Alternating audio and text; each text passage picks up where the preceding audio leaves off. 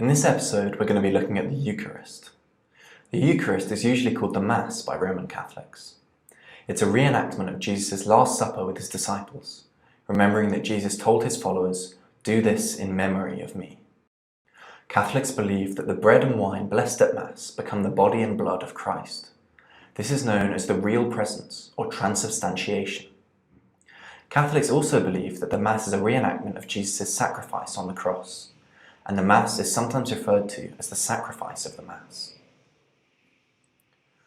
As we hear, while they were eating, Jesus took bread, and when he had given thanks, he broke it and gave it to his disciples, saying, "Take and eat. This is my body." That's from the Gospel of Matthew. And in Acts it says, "They devoted themselves to the apostles' teaching and to fellowship, to the breaking of bread and to prayer." And from the Catechism we hear, "The Eucharist is the source and summit of the Christian life, for in the Blessed Eucharist is contained the whole spiritual good of the Church, namely Christ himself." Catholics consider the Eucharist the source and summit of Christian life, because by participating in the Eucharist they are receiving Christ himself. Catholic theology also teaches that the Mass is a foretaste of the union that people will have with God in heaven. They believe it also gives them the grace to go out and live the Christian life. So let's try and complete those quotes we just heard about the Eucharist. They devoted themselves to the apostles' teaching and to fellowship, to the breaking of bread and to prayer. And Catholics believe that the bread and wine blessed at Mass become the body and blood of Christ. What's this belief called? That's transubstantiation. The celebration of Mass or the Eucharist has a number of different parts. There's a penitential rite, which is an established ceremonial or religious act, where those present confess they are sinners and ask for forgiveness. There are readings from the Bible.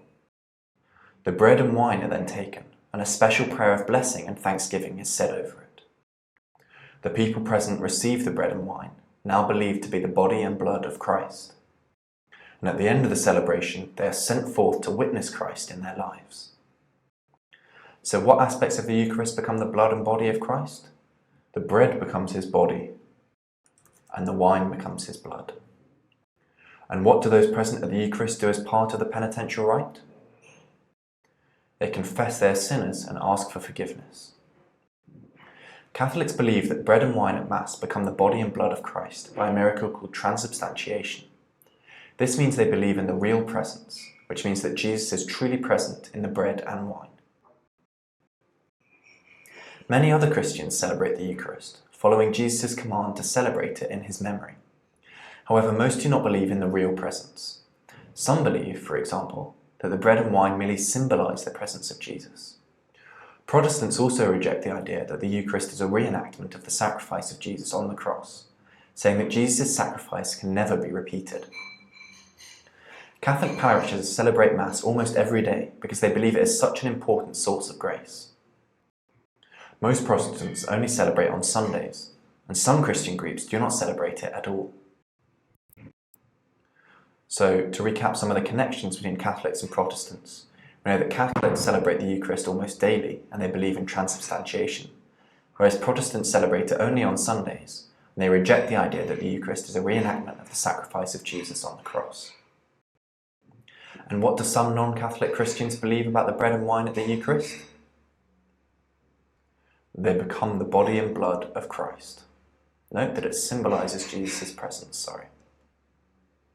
And Catholics believe that the bread and wine blessed at Mass become the body and blood of Christ. This is known as the real presence or transubstantiation.